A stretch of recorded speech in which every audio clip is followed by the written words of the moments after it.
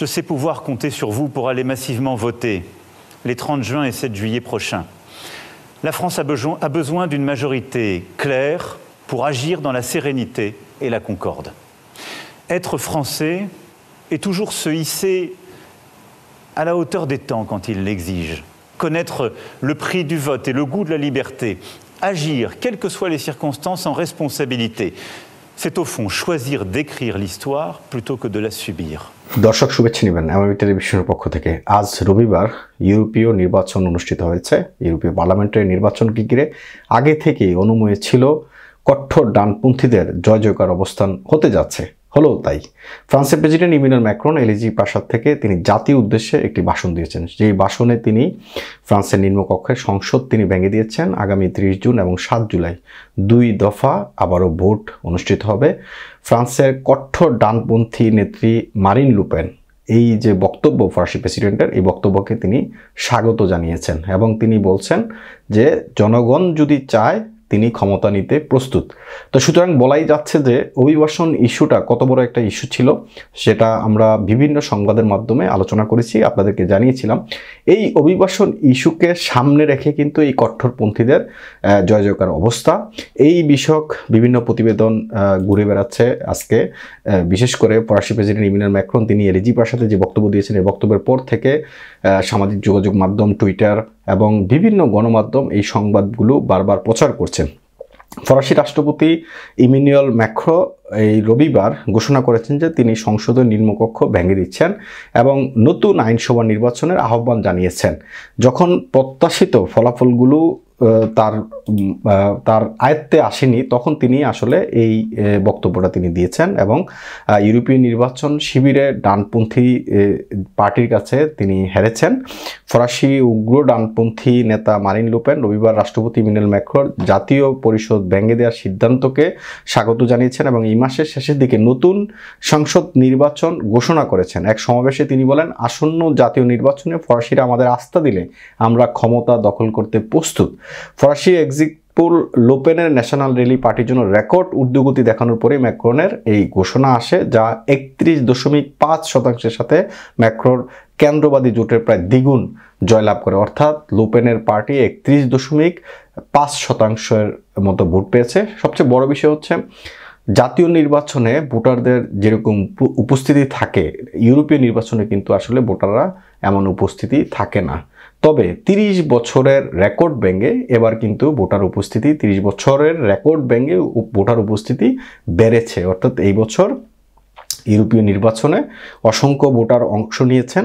এখানে বলা হচ্ছে লুপেন ইউরোপীয় ভোটকে ঐতিহাসিক বলে অভিহিত করেছেন, যখন ম্যাক্রো বলছে যে এটি ইউরোপকে রক্ষাকারী দলগুলোর জন্য ভালো ফলাফল নয়। অর্থাৎ ইউরোপকে রক্ষা করতে যে ধরনের কারিকুলাম বা যে ধরনের প্রস্তুতি দরকার, এই যে দলগুলো ক্ষমতায় এসেছে এটা মোটেও ভালো ফলাফল নয়, এটা বলছেন ফরাসি প্রেসিডেন্ট ইমানুয়েল ম্যাক্রন। কিন্তু ফ্রান্সের কঠোর ডানপন্থী নেত্রী লুপেন এই যে বিজয় ইউরোপীয় ইউনিয়ন নির্বাচনের, তিনি এই বিজয়টাকে ঐতিহাসিক বলে অভিহিত করেছেন।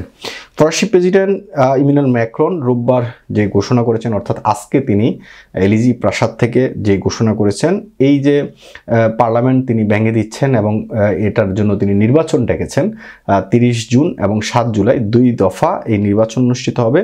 এলিজি প্রেসিডেন্ট প্রাসাদ থেকে জাতির উদ্দেশ্যে দেয়া এক ভাষণে তিনি বলেন, আমি সিদ্ধান্ত নিয়েছি ভোটের মাধ্যমে আমাদের সংসদীয় ভবিষ্যৎ বেছে নেব, তাই আমি জাতীয় পরিষদ ভেঙে দিচ্ছি। 30 জুন এবং 7 জুলাই 2 দফায় ভোট হবে বলে জানান তিনি। অর্থাৎ তিনি ভোটের দিনও ধার্য করে ফেলেছেন। এখন প্রশ্ন হচ্ছে, অভিবাসন ইস্যুটাকে বড় করে, অভিবাসন ইস্যুটাকে সামনে রেখে ইউরোপীয় পার্লামেন্টের নির্বাচনে যেভাবে জয়লাভ করেছে কঠোরপন্থীরা, এখন ইউরোপের যে বর্ডারগুলো আছে, সীমান্তগুলো আছে, বা ইউরোপের যে সমস্ত দেশগুলো দিয়ে অভিবাসীদের অবাধ চলাচল যাতায়াত, এগুলো নিয়ে তো নানান কথা হচ্ছেই। এখন বিভিন্ন দেশে দেশে অভিবাসন আইনের কতটুকু কঠোরতা আসে সেটা এখন বড় প্রশ্ন। স্পেশালি আমরা দেখেছি পর্তুগালে নতুন অভিবাসন আইন যারা প্রণয়ন করেছেন বা যেটা তারা ঘোষণা করেছেন তারা কিন্তু কঠোরপন্থী।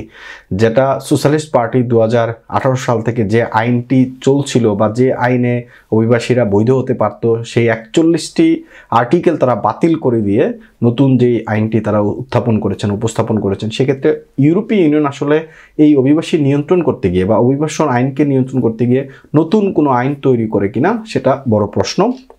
বিকাল একটা পরিসংখ্যান দেওয়া আছে এখানে, বিকাল 5টা পর্যন্ত ফ্রান্সে ভোটারদের ভোটার সংখ্যা 2 পয়েন্ট বেড়েছে, যেখানে যোগ্য ভোটারদের 45.26% ব্যালট দিয়েছেন, যা 2019 সালে ছিল 43.29% তুলনায়। ইউ নির্বাচনে ভোটদানের হার সাধারণত কম, কিন্তু 2019 সালের শেষ নির্বাচনে 30 বছরের মধ্যে প্রথমবার বেড়েছে 50.7% ভোট। অর্থাৎ আমি যে কথাটা বলছিলাম যে জাতীয় নির্বাচনে যেমন একটা উচ্ছ্বাস বা আগ্রহ থাকে, ইউরোপীয় নির্বাচনে কিন্তু এমন উচ্ছ্বাস বা আগ্রহ থাকে না, যার ফলে ভোটার উপস্থিতি কম থাকে। কিন্তু এইবার ইউরোপীয় নির্বাচনে যেই ভোট বেড়েছে প্রায় 50.7% ভোট কাস্ট হয়েছে এই ইউরোপীয় নির্বাচনে এবারের, তবে যেটা 30 বছরের রেকর্ডকে ব্রেক করেছে। তো ফরাসি প্রেসিডেন্টের এই সিদ্ধান্ত আসলে কতটুকু যুগোপযোগী কিংবা এই সিদ্ধান্ত আসলে কতটুকু কার্যকরী ভূমিকা রাখবে সেটা হয়তো বা সময় বলবে, কিন্তু প্রশ্ন হচ্ছে অভিবাসন আইনটাকে আরও কিভাবে কঠোর করতে পারে, ইউরোপীয় ইউনিয়ন থেকে নতুন কোনো চাপ আসবে কিনা, নতুন কোনো আইন আসবে কিনা, সেটা কিন্তু বড় প্রশ্ন। MIB সংবাদ ও সংবাদ সংশ্লিষ্ট অনুষ্ঠান দেখতে ভিজিট করুন www.mibtelevision.tv ও facebook.com/mibtelevision.tv এবং সাবস্ক্রাইব করুন youtube.com/mibtelevision এ। MIB টেলিভিশন, সত্য খবর, সঠিক খবর।